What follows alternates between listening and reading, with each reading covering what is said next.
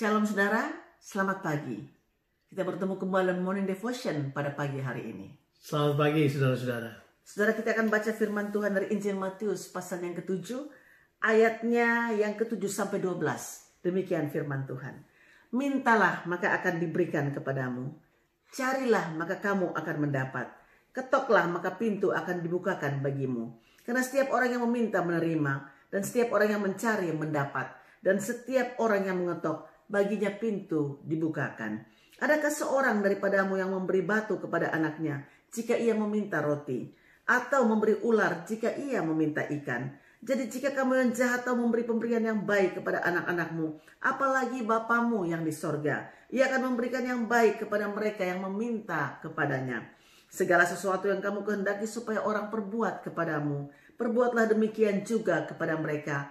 Itulah isi seluruh hukum Taurat dan kitab para nabi. Saudara, identitas kita di dalam Tuhan Yesus Kristus tidak bisa dianggap remeh.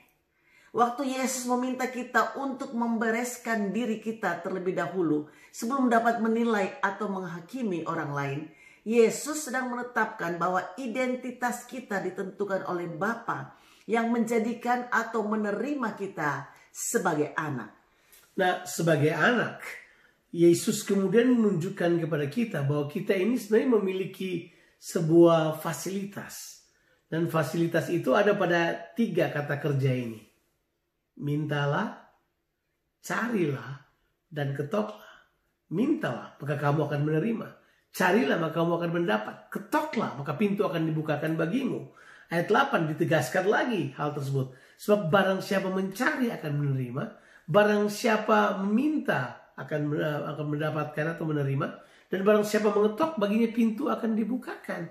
Ini berarti waktu kita melakukan fasilitas ini, Bapa kemudian menunjukkan kepada kita sebuah ketersediaan bahwa dia menjamin kepastian bahwa kalau kita melakukan ketiga hal tersebut, which is kata kerja ini adalah kata kerja habitual action yang berlangsung setiap saat, itu sebenarnya Tuhan sedang berkata begini, aku menunjukkan ketersediaanku buat kalian. Jadi kamu coba dong, ambil waktu untuk self-discovery, untuk dapat mengalami Tuhan. Lewat mintalah, carilah, dan ketoklah. Sebab Bapa mau kita kemudian mengalami sendiri pengalaman ini sebagai anaknya. Amin. Firman Tuhan katakan juga saudara, jika kamu yang jahat tahu memberi pemberian yang baik kepada anak-anakmu, apalagi Bapamu yang di surga, ia akan memberikan yang baik kepada mereka yang meminta kepadanya.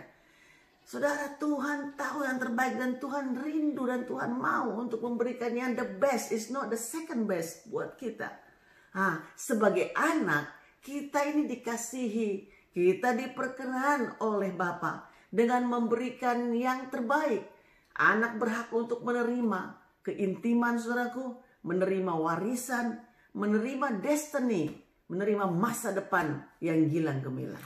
Nah, kemudian yang ketiga tentunya kita tahu persis bahwa Tuhan berkata kepada kita begini, setelah kamu menemukan identitasmu, maka keluar dari identitasmu akan ada sikap, akan ada tindakan, akan ada pendekatan kepada orang lain yang tentunya ini akan menjadi sebuah cara orang lain memperlakukan saudara. Jadi dengan kata lain, orang lain bercermin kepada cara berpikir, tindakan, dan cara pendekatan yang kita buat berdasarkan identitas kita.